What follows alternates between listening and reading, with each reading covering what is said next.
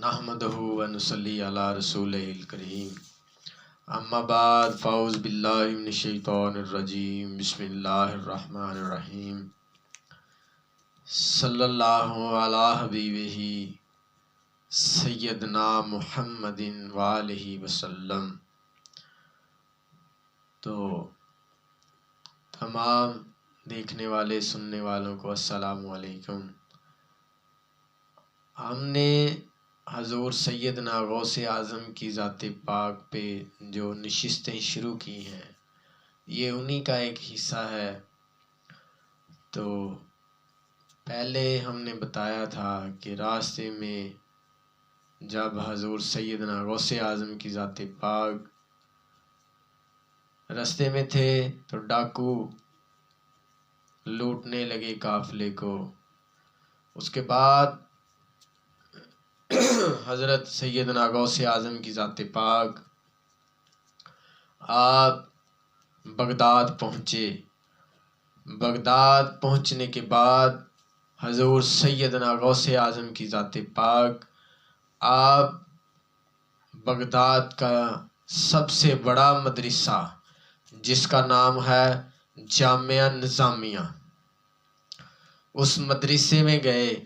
وہاں جا کر حضور سیدنا غوث اعظم کی ذات پاک بڑے بڑے علماء کرام، بڑے بڑے محدثین، ان سے آپ نے علم حاصل کیا۔ تو جن کے چند نام میں آپ کو بتاتا ہوں۔ علی حضرت علامہ ابو زکریا یحییٰ بن علی، ان سے آپ نے علم ادب سیکھا۔ ابو الوفا علی بن نقیل، وہ بھی آپ کے استاد محترم تھے۔ محمد بن قاضی ابو یعلا، یہ بھی آپ کے استاد محترم تھے۔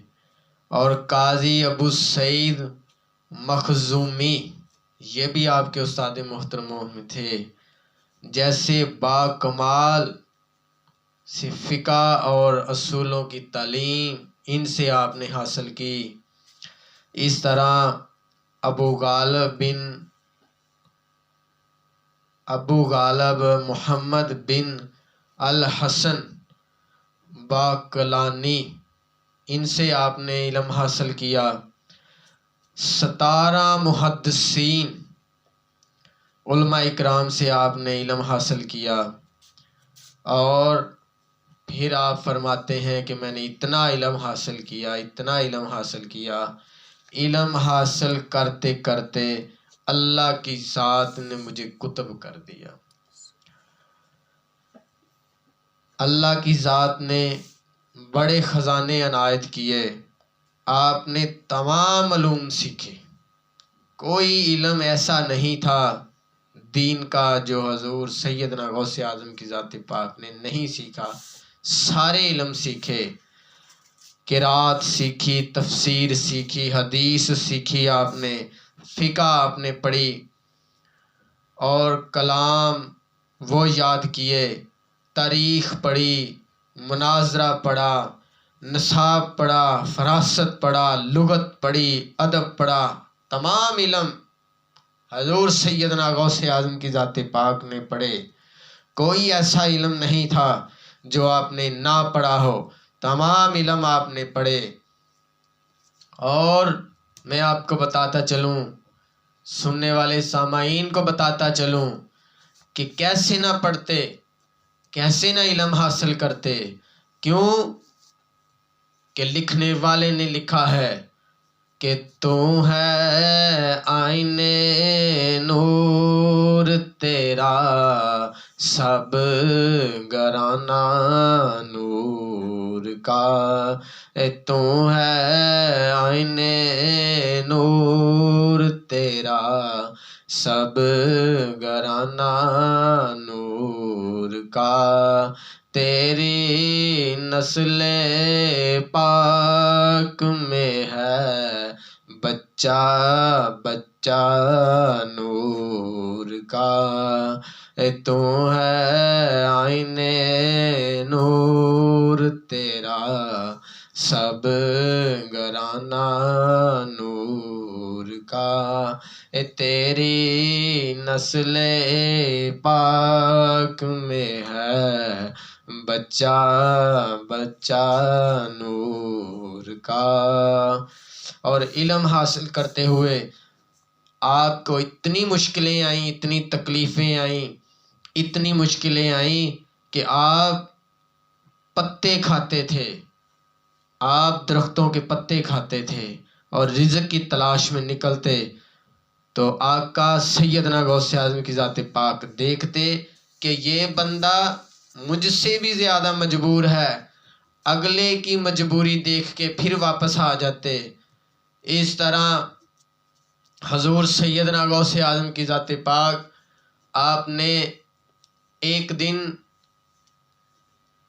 ایک مسجد میں، بھوک کی شدت اتنی تھی کہ آپ ایک مسجد میں داخل ہوئے، داخل ہوتے ہیں تو دیکھتے ہیں کہ ایک بندہ گوشت سے روٹی کھا رہا ہے۔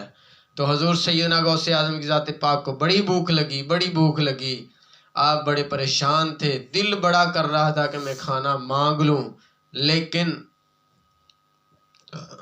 ضمیر گوارا نہیں کیا سرکار کا، آپ بیٹھے رہے ایک کونے میں مسجد کے۔ تو وہ جو بندہ وہ جو لڑکا کھانا کھانے لگا تھا، اس نے کھانا کھاتے کھاتے صلح ماری، اس نے کہا آ جائیں بندے خدا کھانا کھا لیں۔ 2-3 بار اس نے اصرار کیا، آپ اٹھ کے چلے گئے تو آپ نے اس کے ساتھ تھوڑا سا کھانا کھایا۔ کھانے کھانے کے بعد اس نے پوچھا کہ جناب میں جیلان سے آیا ہوں، یہاں عبد القادر نامی ایک لڑکا وہاں سے پڑھنے آیا ہے، تو میں اس سے ملنا چاہتا ہوں، میں اس کو ڈھونڈتا رہا ہوں، مجھے وہ ملا نہیں ہے، تو کیا آپ کو اس کا پتہ ہے؟ آپ فرمانے لگے ہاں مجھے اس کا پتہ ہے، وہ عبد القادر میں ہی ہوں، جیلان سے آیا ہوں۔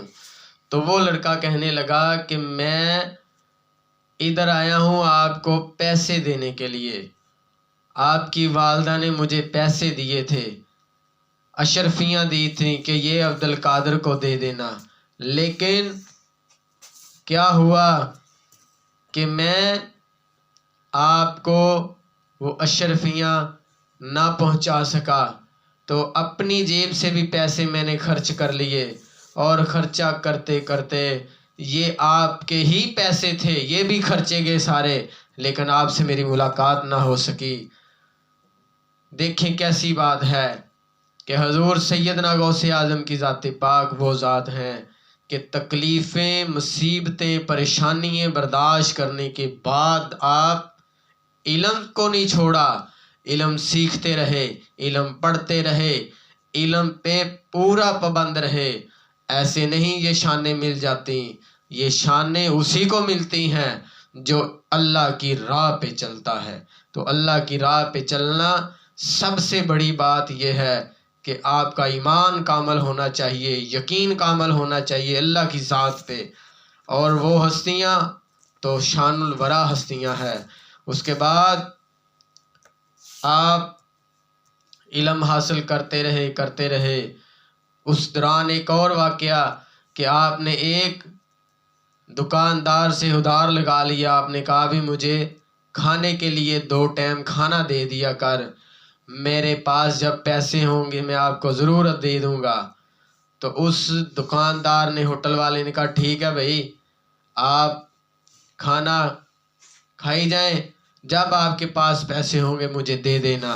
تو حضور سیدنا غوث اعظم کی ذات پاک کو کھانا کھاتے کھاتے بڑا عرصہ ہو گیا، تو آپ بڑے پریشان ہوئے کہ میں نے اب اس کے پیسے کہاں سے دینے۔ تو غیب سے آواز آئی کہ عبد القادر فلاں جگہ جا، وہاں سونا پڑا ہے، وہ لا کے اس کو دے دے، اور سارا اس کو ہی دینا، اس میں سے رکھنا نہیں۔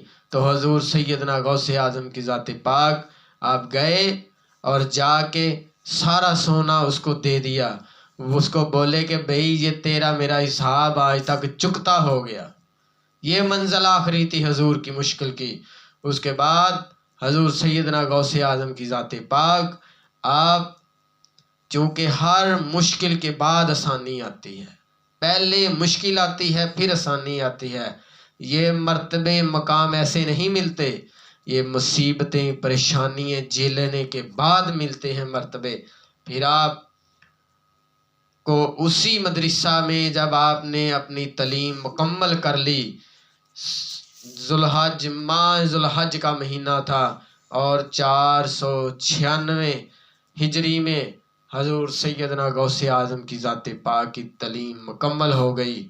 پھر آپ اسی علوم میں، اسی مدرسے میں آپ نے استادی آپ کو مل گئی، آپ استاد بن گئے، آپ وہاں پھر پڑھانے لگ پڑے۔ تو جیسے جیسے پھر آپ پڑھانے لگ پڑے، آپ کے معاملات سارے ٹھیک ہونے شروع ہو گئے۔